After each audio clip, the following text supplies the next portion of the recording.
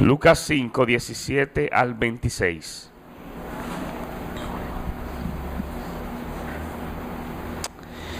Y queremos meditar con el tema resultados de la fe. Resultados de la fe.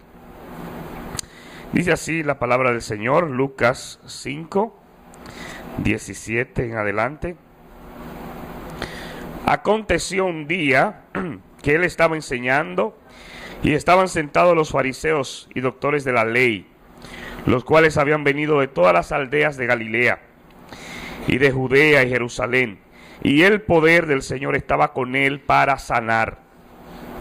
Y sucedió que unos hombres que traían en un lecho a un hombre que estaba paralítico, procuraban llevarle dentro y ponerle delante de él, pero no hallando cómo hacerlo a causa de la multitud, subieron encima de la casa y por el tejado le bajaron con el lecho, poniéndole en medio delante de Jesús.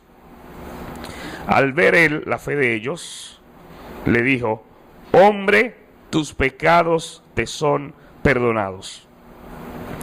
Entonces los escribas y los fariseos comenzaron a cavilar, diciendo: ¿quién es este que habla blasfemias? ¿Quién puede perdonar pecados sino solo Dios?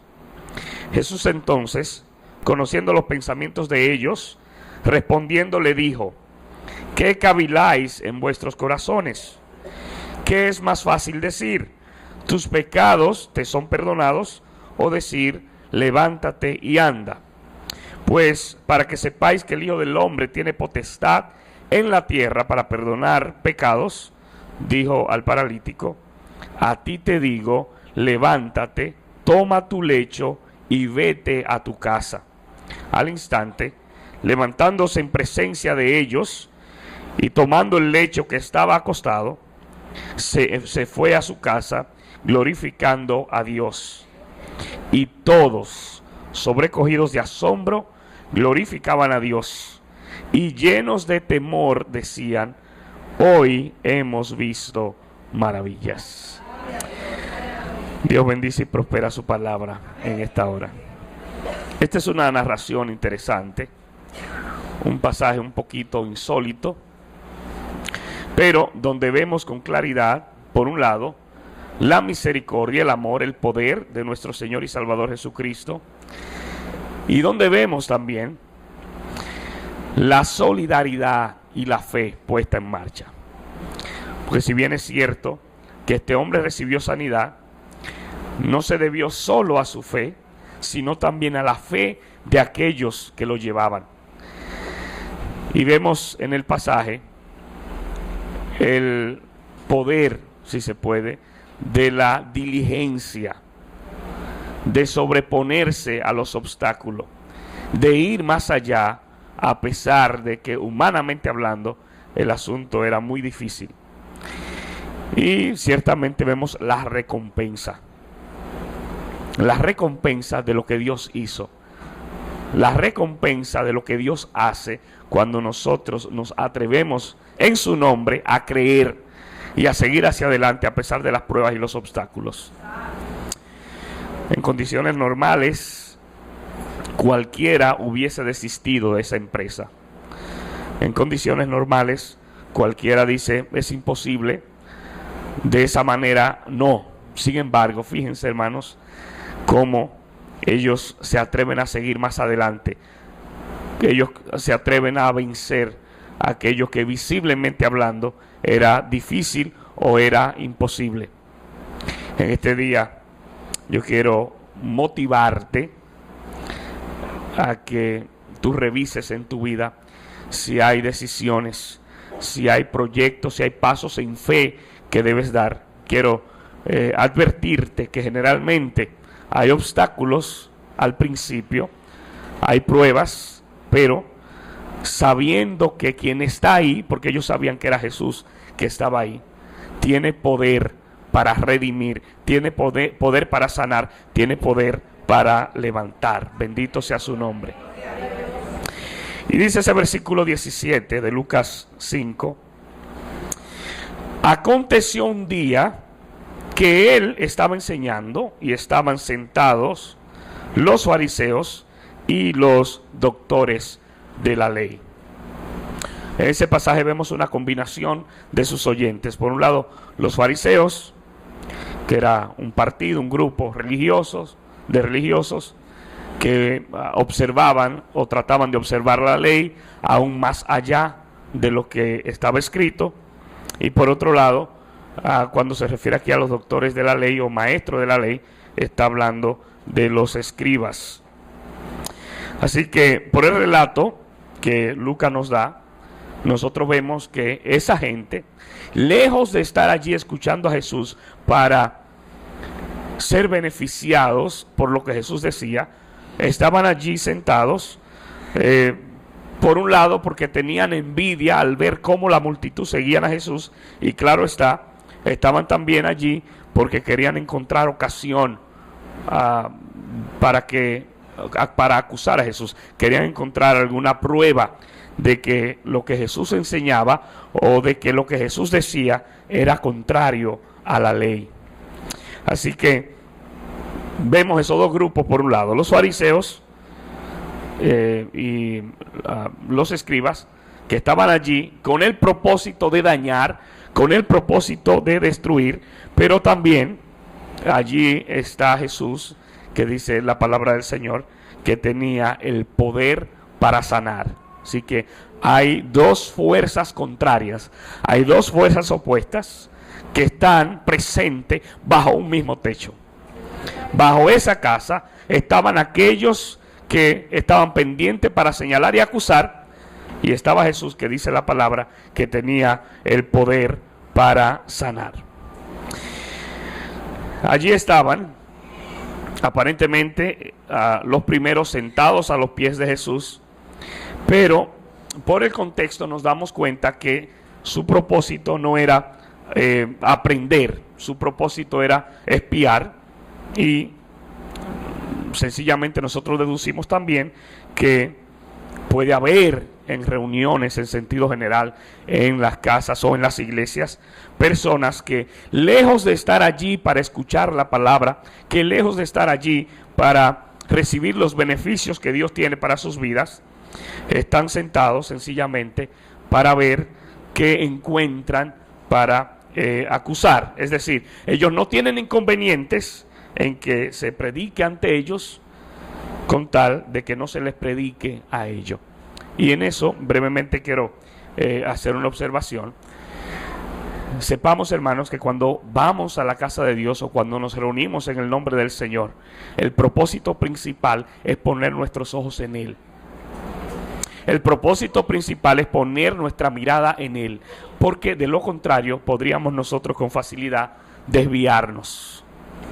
Porque de lo contrario podríamos con facilidad nosotros entender o tratar de hacer o pensar cosas que son contrarias, muchas gracias, a lo que Dios tiene establecido. La pregunta es, ¿cuál es el sentir que hay en tu vida, que hay en tu corazón cuando venimos a la casa de Dios o cuando nos reunimos en su nombre?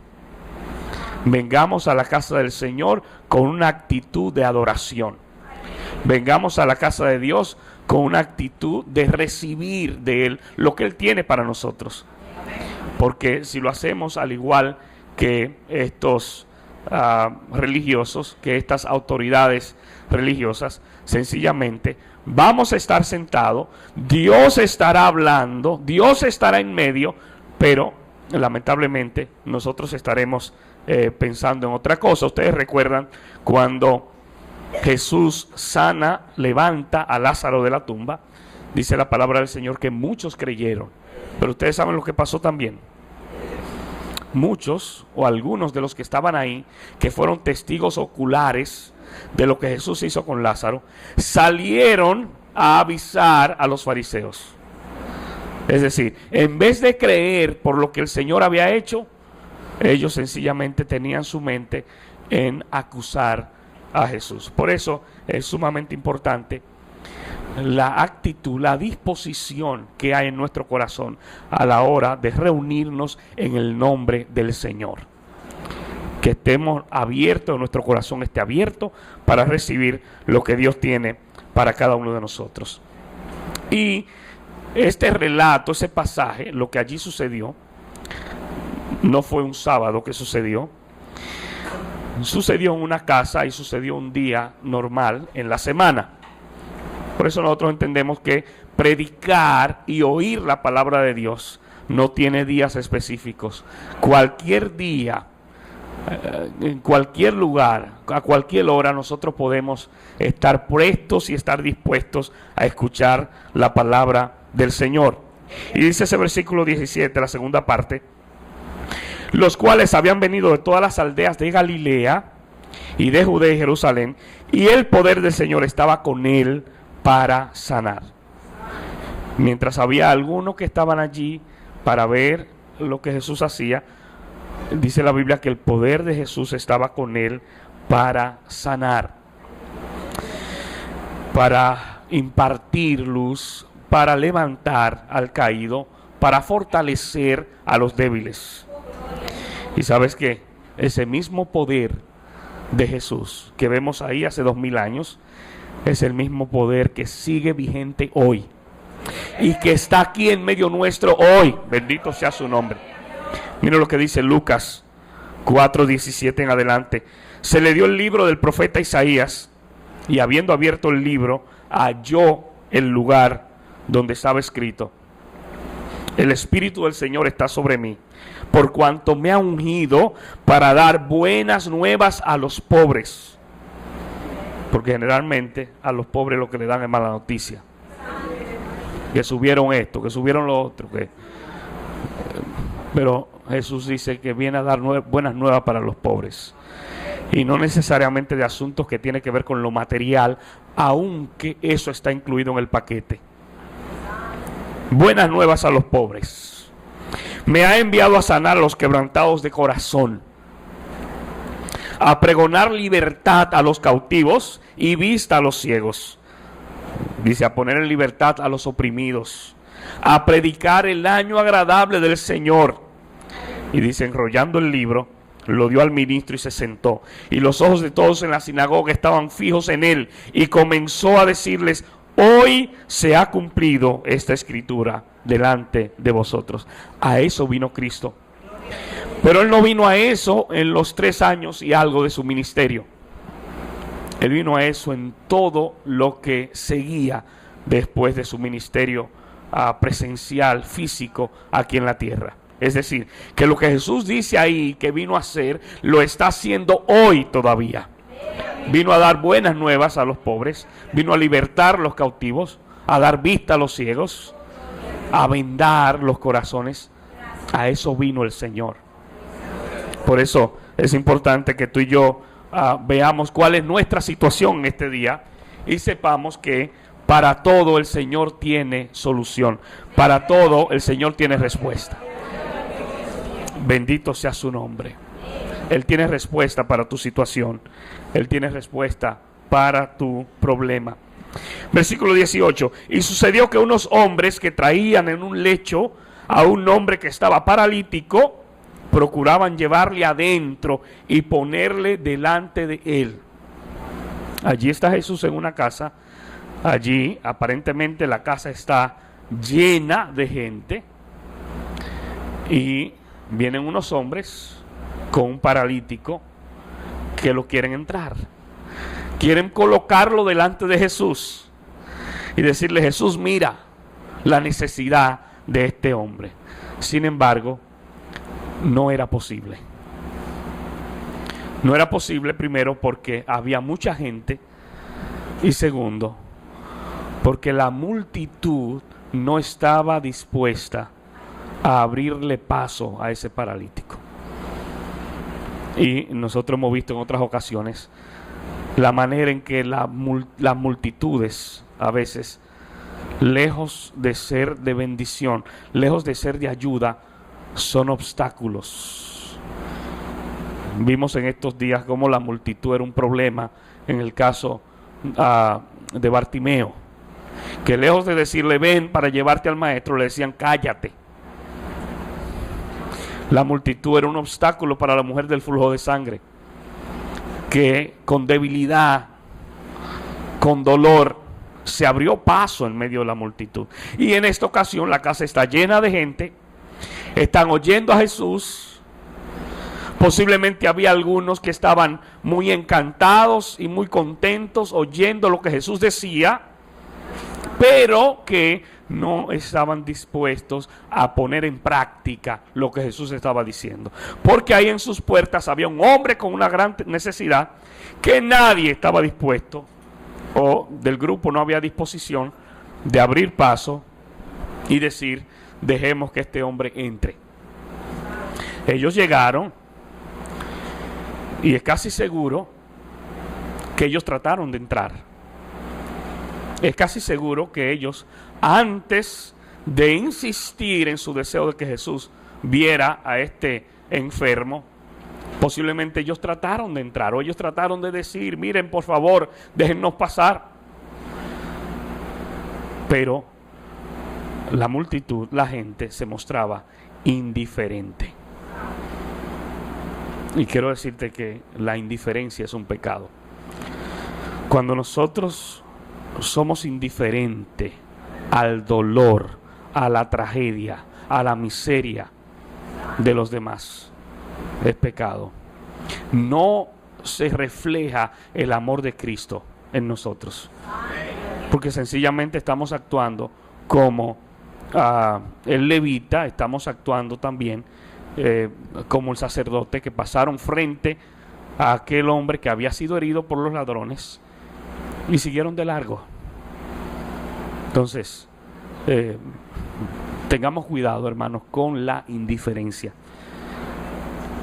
Esta multitud fue indiferente a la necesidad de este hombre. Pero vemos en ellos diligencia, vemos en ellos perseverancia, vemos en ellos disposición a ir más allá, disposición a vencer los obstáculos, disposición a imponerse en el sentido de persistir para estar frente a Jesús.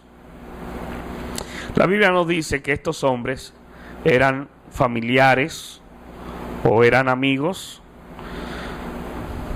No sabemos quiénes eran. Lo que sí vemos es que hicieron un acto de amor y de solidaridad. Y fíjense que es un proyecto conjunto, no es un asunto de un solo hombre. Si bien es cierto que el paralítico tenía fe, también es cierto que cada uno de los hombres que lo llevaba tenía fe. Ninguno de ellos dijo, es imposible. Ninguno de ellos dijo, la multitud no nos deja entrar, quedémonos aquí. Sino que siguieron hacia adelante. Entendamos que en todo proyecto, sobre todo si tenemos la confirmación que es de Dios, debemos seguir hacia adelante a pesar de los obstáculos. Debemos seguir hacia adelante a pesar de la oposición.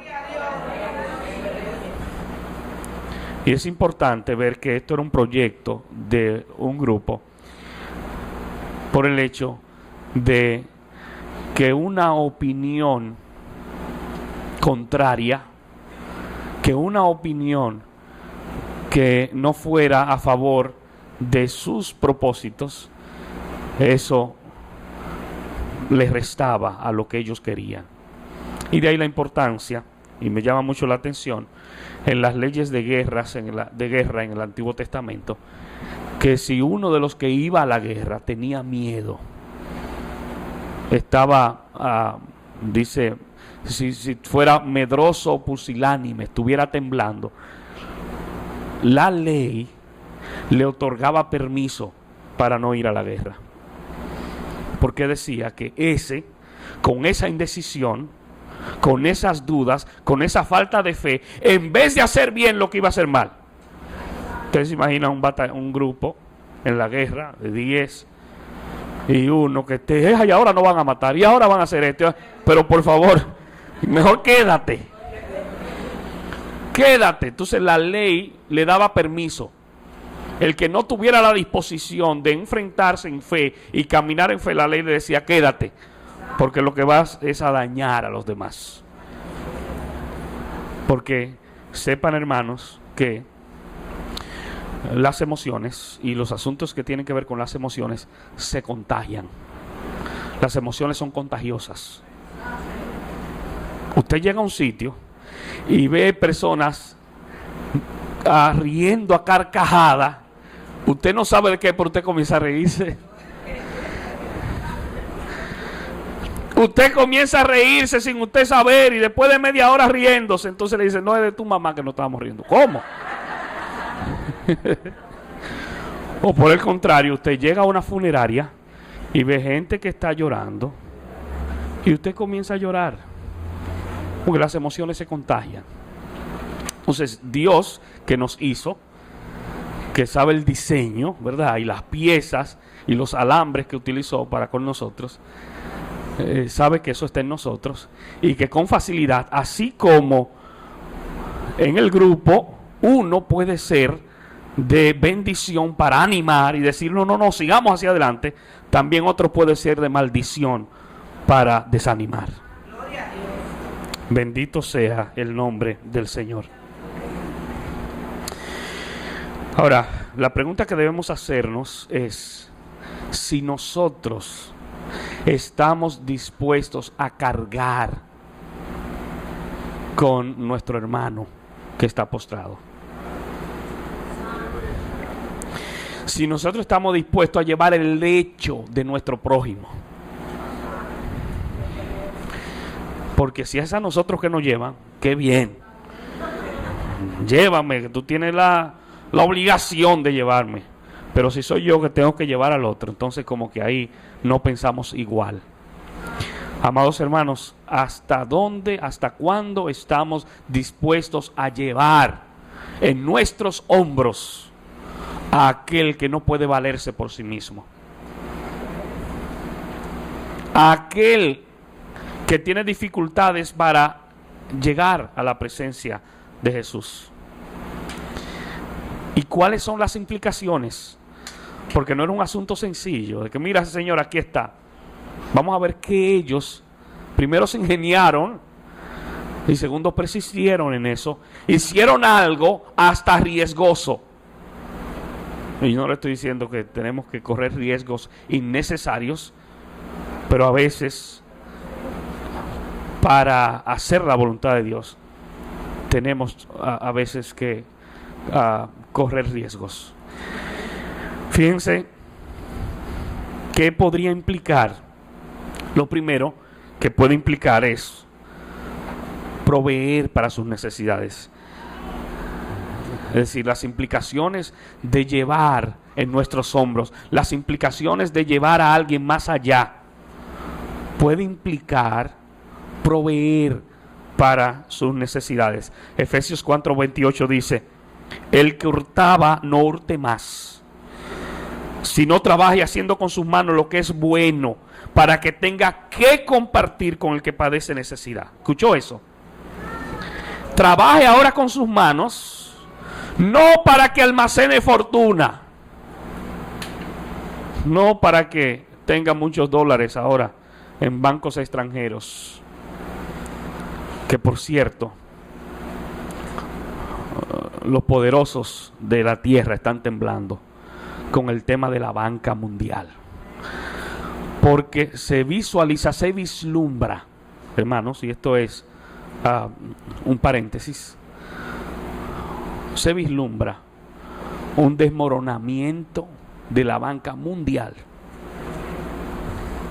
Pues ya lo hemos visto por regiones, pero lo que los expertos o muchos expertos están vaticinando es que va a ser un desplome mundial de la banca. Que el que tiene mucho y el que tiene poco prácticamente van a estar en la misma situación. El que hurtaba no hurte más, dice, sino trabaje, pero fíjense para qué, para compartir con el que tiene necesidad. Oh, hermano, ¿y por qué usted se pone tan intranquilo o tan incómodo cuando un hermanito llega a la hora de la comida a su casa?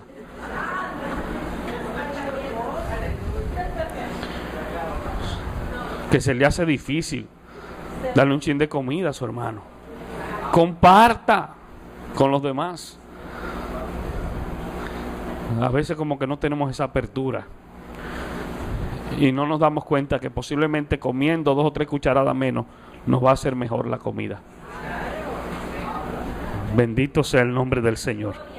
Entonces, para parte de las implicaciones de llevar a alguien, al que está postrado, al que está caído, a la presencia del Señor, podría implicar, en primer lugar, suplir necesidades materiales, suplir necesidades económicas. Podría tener esa implicación. Lo segundo, implica interceder. Colosenses 1:9 dice, por lo cual también nosotros, desde el día que lo oímos, no cesamos de orar por vosotros. Desde el día que lo oyeron, no cesaron de orar por vosotros y de pedir que seáis llenos del conocimiento de su voluntad en toda sabiduría e inteligencia espiritual.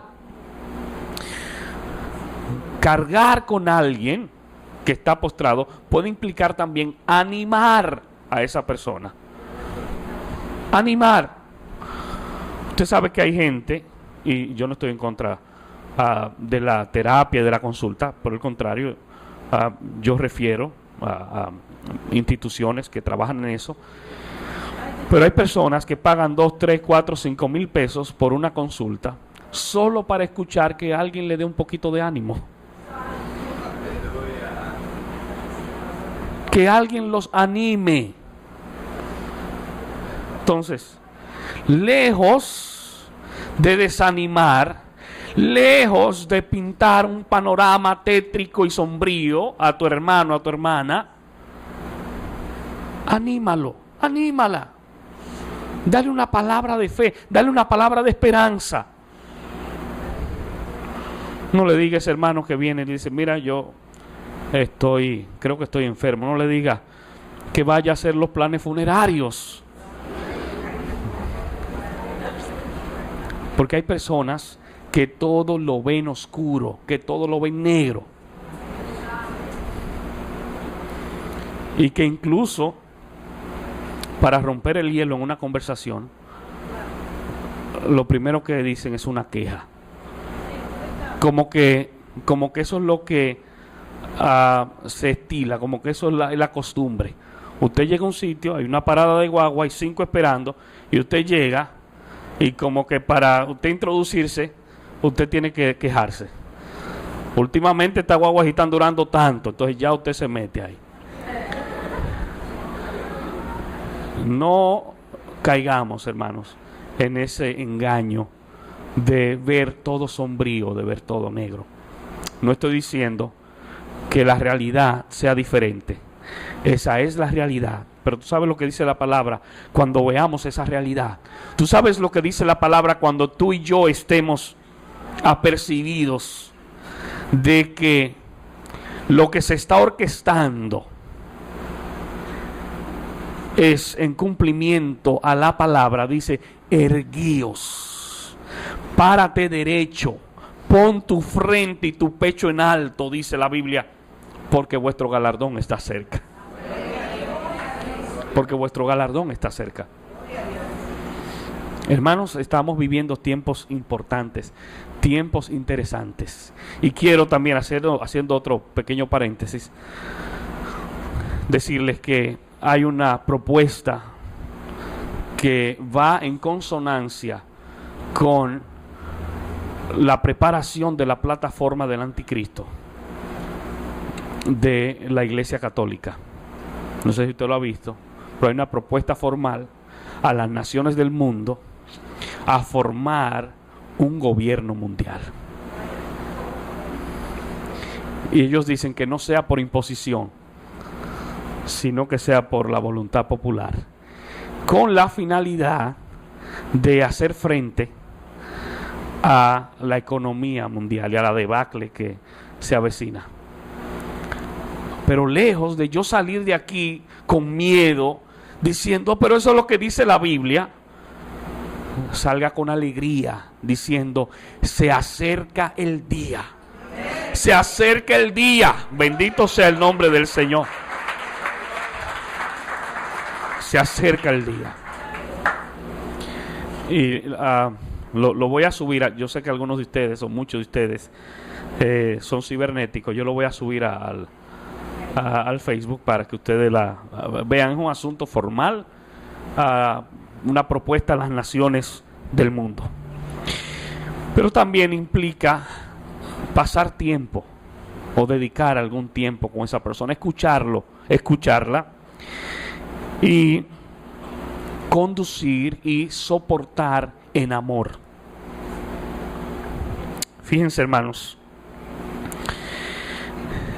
nosotros sabemos que así como esos hombres cargaron con este paralítico, con este inválido, posiblemente también en algún momento con nosotros alguien cargó. No estamos hablando de parálisis física. Estamos hablando que en un momento nosotros también estábamos en la misma situación, en la misma condición. Y hubo alguien que nos cargó a nosotros también. A lo mejor tú no sucumbiste porque tus padres o tus amigos creyentes cargaron contigo por un tiempo. En el sentido de ayudarte, de confortarte, de animarte. En una ocasión, una mujer fue a Agustín de Hipona y ella le habló de un hijo que estaba viviendo una vida muy desordenada, incontrolado, una vida inmoral. Y ella fue a buscar ayuda donde él. Y él le dijo, es imposible que el hijo de tales oraciones y lágrimas se pierda. Él dice, es imposible que alguien como tú, diciéndole a la madre, que estás intercediendo, se pierda. Yo creo que muchos de nosotros, a no ser por la intercesión de otros, a no ser por la intervención de otros, posiblemente no estaríamos aquí hoy. Posiblemente no estaríamos aquí hoy. Así como nos ayudó el buen testimonio, la buena influencia de otros, así posiblemente puede ayudar nuestro testimonio y nuestra buena influencia. Pero, por el contrario, nuestro mal testimonio puede también desayudar a que otros puedan venir a los pies de Cristo. Versículo 19, pero no hallando cómo hacerlo a causa de la multitud, llegaron allí, la casa está llena de personas, ellos tienen el paralítico acostado, no le abren paso y no encontrando cómo tener acceso, dice, subieron encima de la casa. Oiga eso. Y por el tejado le bajaron con el lecho, poniéndole en medio delante de Jesús. Es interesante esa escena. Generalmente la cubierta exterior en aquel entonces de la casa era una cubierta plana. Y las vigas tenían armazones transversales cubiertas con ramas de árboles, de maleza, sobre la cual había una capa gruesa de paja que estaba mezclada con paja y que había sido de alguna manera apisonada. Así que ese tipo de techo no era tan difícil de abrir un hoyo, un orificio. Pero fíjense cómo el egoísmo de la multitud es muy evidente. ¿Qué hacemos nosotros cuando encontramos tales dificultades? ¿Qué hacemos nosotros cuando vemos una barrera de esa magnitud? Si ellos no hubiesen hecho esto, hoy no hubiéramos estado hablando de este pasaje. Pero fíjense cómo ellos llegan, nadie le abre paso y ellos dicen: no nos quedamos aquí. Por algún lugar vamos a poner este hombre frente a Jesús. No te des por vencido, no te des por vencida ante el primer obstáculo que encuentra, ante la primera barrera. Persevera, persiste.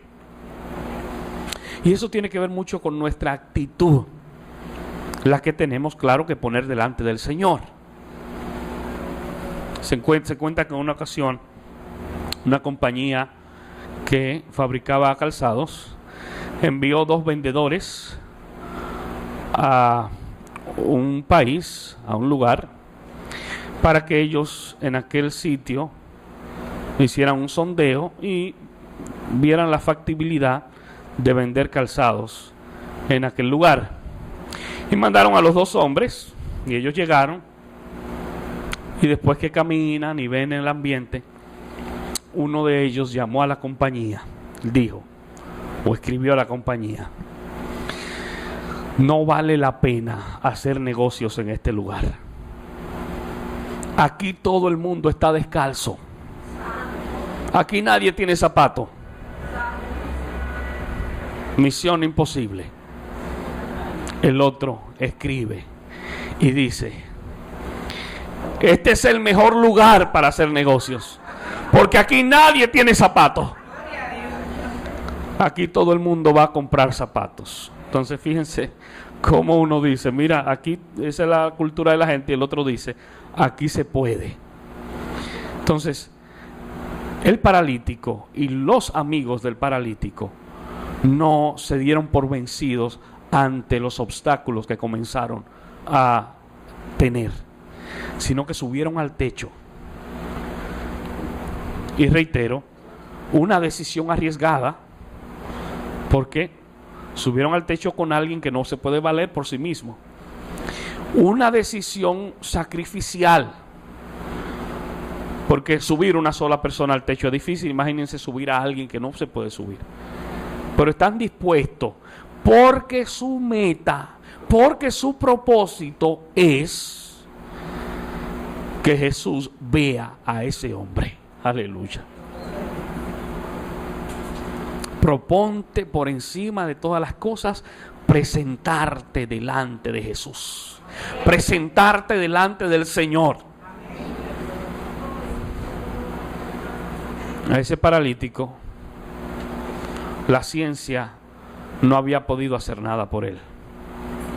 La familia no había podido hacer nada por él. La sociedad no había podido hacer nada por él. La religión no había podido hacer nada por él. Pero ellos dicen: Cristo puede hacer algo por este hombre. Y aunque tengamos que derribar esa casa, lo vamos a hacer. Ellos subieron y se atrevieron a hacer un hoyo. Pero fíjense cómo la multitud, escuchando a Jesús, está descuidando lo que Jesús está diciendo que se haga. Hermanos, fíjense con qué facilidad nosotros, amparados bajo la cubierta o el pretexto o el alegato de que estamos en los caminos del Señor, podríamos con facilidad perder de vista hacer algo que tiene que ver precisamente con estar en los caminos del Señor. ¿Cómo nosotros podríamos perder de vista que estar en los caminos del Señor no implica, no significa solamente escuchar las enseñanzas de Jesús? Ellos estaban escuchando las enseñanzas de Jesús, pero no es un asunto de escuchar solamente, es un asunto de poner en práctica. es un asunto de poner en práctica. Por eso en una ocasión Jesús reprocha con mucha rectitud a los fariseos. Mateo 23 dice: ay de vosotros, escribas y fariseos hipócritas, porque diezmáis la menta y el eneldo y el comino. Es decir, ustedes se esmeran en ser muy perfeccionistas, de tal manera que aún la hierba la diezman. Buscan y cuentan cuánta hojita es que hay, y de esas 3,000 hojitas, y él dice: ustedes que se ocupan con tanto esmero, ustedes que están tan enfocados en el perfeccionismo, él dice, dejan lo más importante de la ley. Y dice, la justicia, la misericordia y la fe. Ahora, fíjense que Jesús no está diciendo que no se diezme. En ese mismo versículo lo está diciendo. Él dice, esto era necesario hacer. ¿Qué era necesario hacer? Diezmar, sin dejar de hacer aquello. Era necesario cumplir la ley sin dejar de poner en práctica el espíritu de la ley. Ahora, conforme a ese versículo 19 que dice, no hallando cómo hacerlo a causa de la multitud, subieron encima de la casa y por el tejado le bajaron con el lecho, poniéndole en medio delante de Jesús. ¿Sufrió daño esa casa? Claro que sí. Esa casa le hicieron un hoyo arriba. Esa casa sufrió daño. Yo no sé cuál fue la reacción del propietario de la casa, pero aparentemente no hubo mayores inconvenientes. Diferente a lo que pasó en Gadara. ¿Ustedes recuerdan? En la Transjordania, cuando Jesús cruza, que allí hay un endemoniado, que nadie puede con él, que le amarran con cadena y la rompe. Y ese hombre fue liberado. Él dijo que tenía una legión, o que se llamaba legión, las entidades que en él estaban. Y una legión era un regimiento militar romano de 6,000 hombres. Eso no significa que él tenía exactamente 6,000 demonios. Lo que él está diciendo, somos muchos. Posiblemente cientos o posiblemente miles. Y ese hombre recibe liberación. Y cuando la gente viene, ¿ustedes saben lo que la gente le dice a Jesús? Vete de nuestro contorno. En vez de recibir y decir algo que nunca pudimos hacer, pero la gente le dijo, vete de nuestro contorno. Aunque hiciste el milagro, aunque liberaste al hombre, no te queremos aquí. Y estamos a veces en esa misma actitud nosotros. El Señor opera, el Señor obra en nuestras vidas, pero con nuestras acciones le estamos diciendo al Señor, vete de nuestro contorno.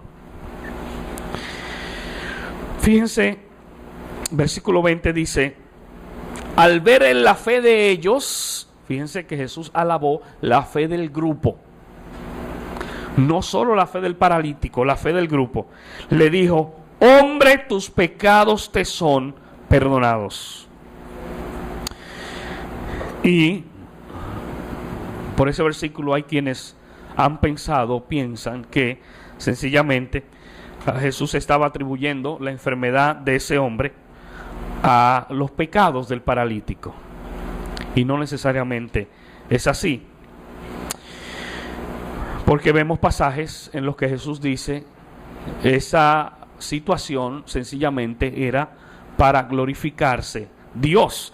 Aquí mismo en Lucas 13, versículos 1 al 5 dice, en este mismo tiempo estaban allí algunos que le contaban acerca de los galileos cuya sangre Pilato había mezclado con los sacrificios de ellos. Respondiendo Jesús les dijo, ¿pensáis que estos galileos, porque padecieron tales cosas, eran más pecadores que todos los galileos? Os digo no. Antes, si no os arrepentís, todos pereceréis igualmente. O aquellos 18 sobre los cuales cayó la torre de Siloé, dice Jesús, y los mató, ¿pensáis que eran más culpables que todos los hombres que habitan en Jerusalén? Os digo no, antes, si no os arrepentís, dice, todos pereceréis igualmente. Había la creencia de que la situación, la condición de alguien se debía a su pecado. Y no era así. Si bien es cierto que en la Biblia nosotros encontramos situaciones que sí lo son, que la condición de alguien tiene que ver con su pecado, también encontramos situaciones que no tienen necesariamente que ver con el pecado. Por el hecho de que tú estés enfermo o por el hecho de que tú estés pasando por una situación muy difícil, no significa eso necesariamente que es fruto de tu pecado. Claro, el pecado tiene consecuencias, pero detrás de todo eso nosotros vemos la mano de Dios. Detrás de esa situación vemos la mano del Señor. Y había una creencia similar entre los no judíos también. Ustedes recuerdan cuando Pablo, después de un naufragio, llegan y comienzan a recoger hojas para encender un fuego, una fogata. Hechos 28:3 dice: entonces, habiendo recogido Pablo algunas ramas secas, las echó al fuego, y una víbora, huyendo del calor, se le prendió en la mano, lo mordió. Cuando los naturales vieron la víbora colgando de su mano, se decían unos a otros: ciertamente este hombre es homicida, a quien, escapado del mar, la justicia no le deja vivir. Ellos pensaron que Pablo no estaba bien, sencillamente porque se había salvado de un naufragio y ahora una víbora venenosa lo muerde. Pero no es así. Por el hecho de que tu hermano está pasando por una situación adversa, por una situación difícil, eso no significa que tu hermano está en pecado o ha hecho algo contrario a los propósitos de Dios. Posiblemente esa misma situación Dios la ha permitido o la está permitiendo para bendición de su vida, aunque en el momento a veces nosotros no lo asimilamos ni lo entendemos de esa manera. Así que al decir tus pecados te son perdonados, Jesús dice eso frente a los fariseos, frente a los escribas, y él sabía que eso le iba a chocar, aunque él no lo dice porque les iba a chocar. Él lo dice porque solamente alguien, como ellos dijeron, que es Dios, puede decir tus pecados te son perdonados. ¿Y quién más tiene potestad de perdonar pecados si no es Dios? Nadie más. Pero eso fue muy chocante para ellos. Fíjense, cuando colectivamente hay desacuerdo o cuando colectivamente no hay fe, es muy difícil marchar hacia adelante, es muy difícil avanzar hacia adelante. Tenemos que ser pasajeros de tercera categoría. ¿Y a qué usted se refiere con eso? En una ocasión, un tren iba lleno de pasajeros y se dañó. Entonces, cuando se daña, allí anuncian y dicen: los pasajeros de primera categoría, quédense sentados. Dijeron: los pasajeros de segunda categoría, váyanse caminando. Y los pasajeros de tercera categoría, que era la más económica, demóntense y comiencen a empujar. Entonces, a veces nosotros, cuando Dios nos está diciendo, desmóntate y comienza a empujar el tren, nosotros queremos quedarnos sentaditos ahí. O sencillamente queremos hacernos los indiferentes y salimos. Bueno, el tren que se quede allá, a mí no me importa lo que pasa con el tren. Yo lo que quiero es llegar. Pero el Señor te está diciendo, desmóntate del tren y comienza a hacer tu parte. Comienza a hacer tu trabajo. Versículo 21. Entonces los escribas y los fariseos comenzaron a cavilar, diciendo, ¿quién es este que habla blasfemia? ¿Quién puede perdonar pecados si no solo Dios?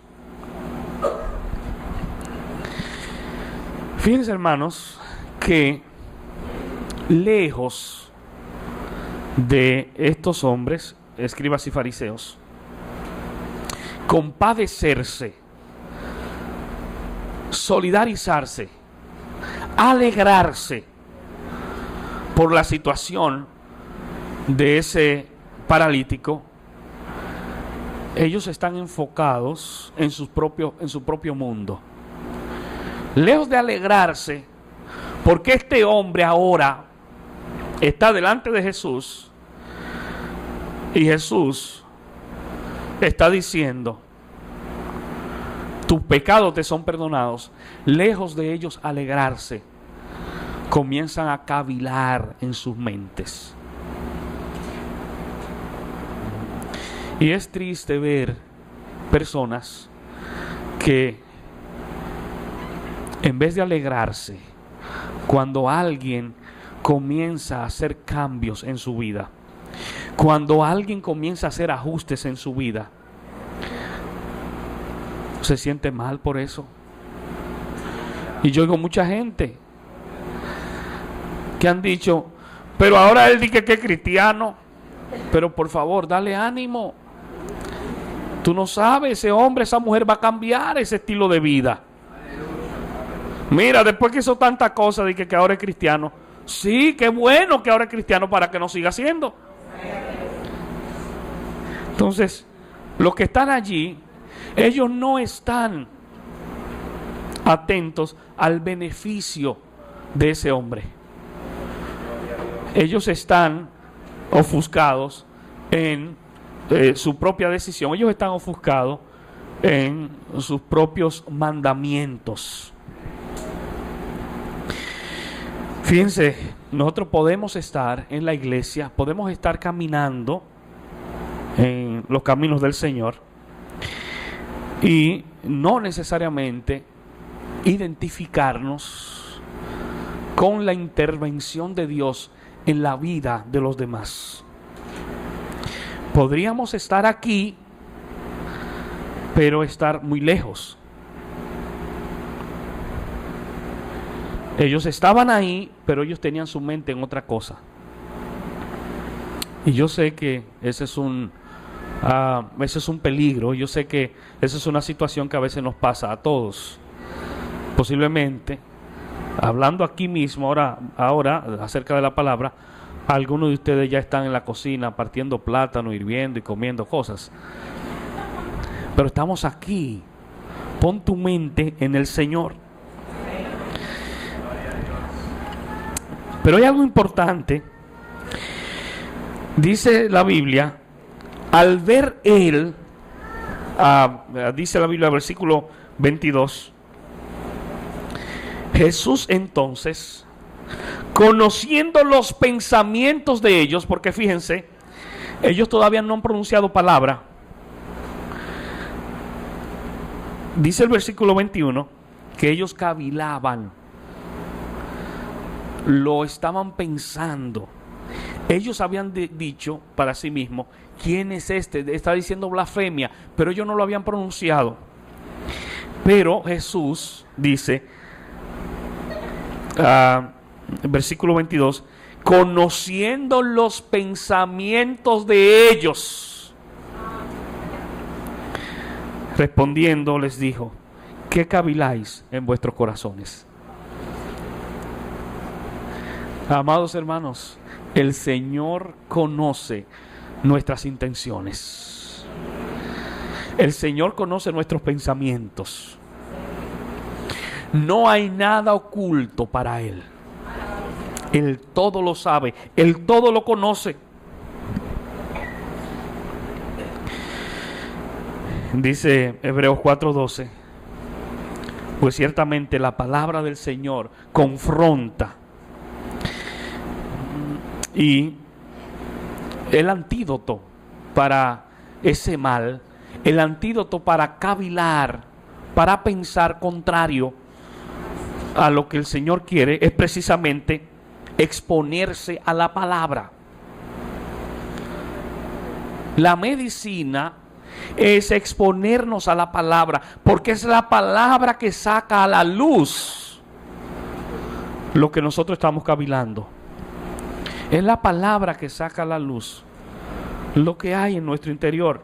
Hebreos 4:12 dice: la palabra de Dios es viva y eficaz y más cortante que toda espada de dos filos, y penetra hasta partir las coyunturas y los tuétanos, fíjense, hasta lo más profundo, y discierne los pensamientos y las intenciones del corazón. De ahí la importancia de abrirnos a la palabra, porque la palabra se encarga de trabajar en cada uno de nosotros.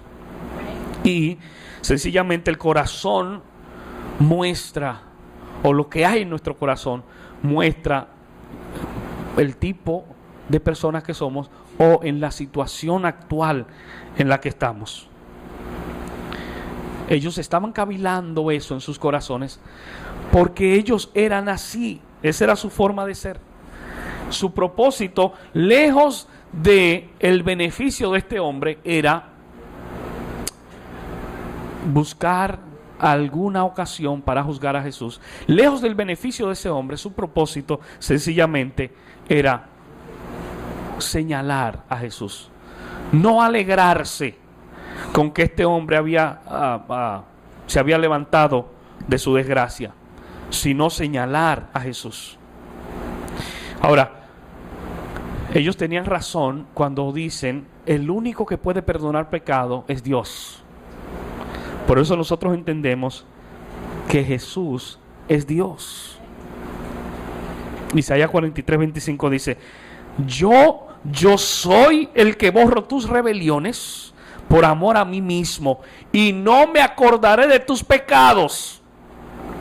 Y dice el mismo Isaías 44:22: yo deshice como a nube tus rebeliones y como niebla tus pecados. Vuélvete a mí, porque yo te redimí. Y el mismo Isaías 55:7 dice: deje el impío su camino y el hombre inicuo sus pensamientos, y vuélvase a Jehová, el cual tendrá de él misericordia, y al Dios nuestro, el cual será amplio en perdonar.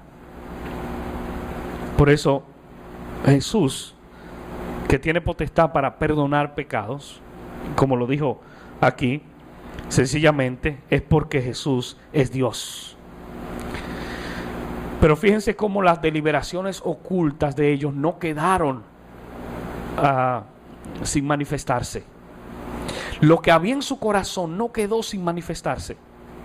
Amados, lo que hay en nuestro corazón para Dios es manifiesto. Nosotros podemos ocultarnos las cosas, pero Dios conoce lo que hay en nuestro corazón. Juan 2, 24 y 25 dice: pero Jesús mismo no se fiaba de ellos, porque conocía a todos y no tenía necesidad de que nadie le diese testimonio del hombre, pues él sabía lo que había en el hombre. Él sabe lo que hay en ti, él sabe lo que hay en mí. De ahí la importancia que tú y yo estemos alineados con el Señor, porque él sabe, él conoce todas las cosas, y nada delante de él es oculto. Miren lo que dijo el salmista en ese sentido. Salmo 139:7 dijo: ¿a dónde me iré de tu espíritu? ¿Y a dónde huiré de tu presencia? Si subiera a los cielos, allí estás tú. Y si en el Seol hiciere mi estrado, he aquí, allí tú estás. Si tomare las alas del alba y habitare en el extremo del mar, aún allí me guiará tu mano y me asistirá tu diestra. Y si dijere, ciertamente las tinieblas me encubrirán, aún la noche resplandecerá alrededor de mí. Aún las tinieblas no encubren de ti, y la noche resplandece como el día. Y dice, lo mismo te son las tinieblas que la luz. Para el Señor era lo mismo. Versículo 23 dice, ¿qué es más fácil decir? ¿Tus pecados te son perdonados? O decir, levántate y anda. Porque lo primero que Jesús le dice es, tus pecados te son perdonados. Porque el perdón de pecados trasciende a la sanidad física. Porque ese hombre que estaba paralítico un día se iba a morir. Pero el perdón de pecado llegaba más allá de su muerte física. Por eso nosotros entendemos que el mayor milagro que puede ocurrir a una vida es pasar de muerte a vida, de muerte espiritual a vida espiritual. Es el mayor milagro que puede ocurrir, que puede suceder. Pues para que sepáis que el Hijo del Hombre tiene potestad en la tierra para perdonar pecados, dijo al paralítico, a ti te digo, levántate, toma tu lecho y vete a tu casa. Aleluya. Jesús no comienza a cuestionar a este paralítico. Jesús no comienza a decirle, ven acá y ¿qué fue lo que tú hiciste? ¿O cuál es tu situación? ¿Tú crees que de verdad tú mereces? No. Jesús sencillamente proclama sanidad para con él. Pero yo quiero decirte en este día que de alguna manera tú y yo estamos representados en ese paralítico. Que de alguna manera tú y yo primero necesitamos a alguien en algún momento que nos ayudó a ir o a venir a la presencia del Señor. Pero es importante escuchar las palabras de Jesús a ese paralítico. Es importante escuchar las palabras de Jesús a tu vida. Levántate y toma tu lecho y vete a tu casa. Yo no sé cuál es o cuál ha sido tu situación o cuál es tu condición. Lo que yo sí sé es que ese es el mismo Jesús a quien tú y yo le servimos hoy. El mismo Jesús a quien le servimos hoy. Y que tú y yo podemos presentarnos delante de Él. Pero te advierto una vez más, muy a menudo puede ser muy arriesgado o muy a menudo puede ser difícil llegar, por el sentido de que hay oposición en el camino, por el sentido de que la multitud a veces, lejos de ser de ayuda, son un impedimento, lejos de ser de ayuda, son un obstáculo. Y quiero referirme a la multitud con aquellos que te rodean posiblemente. A lo mejor tú has dicho a algún compañero de trabajo, a lo mejor has dicho a algún familiar, quiero comenzar a buscar de Dios. Y esa persona, lejos de animarte, te desanima y te dice, pero ven acá, tú estás malo, ¿qué es lo que te está pasando? Esos son los obstáculos de la multitud. No te rindas, sigue hacia adelante. Sube al techo, abre un hoyo si es necesario, porque el propósito es estar frente a Jesús. Y finalmente, versículo 26 dice, y todos sobrecogidos de asombro, dice, glorificaban a Dios y llenos de temor decían, hoy hemos visto maravillas. Hermanos, todas las cosas redundan, o todas las cosas deben redundar para gloria de Dios. Si aquello que has hecho, si aquello que has recibido, si aquello que quieres hacer no es para la gloria de Dios, entonces no vale la pena. Cuando sucedió esto, todos los que estaban ahí dieron gloria a Dios. Que ese sea tu mayor finalidad. Que ese sea tu fin ulterior.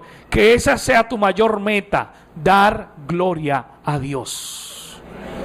Dar gloria a Dios.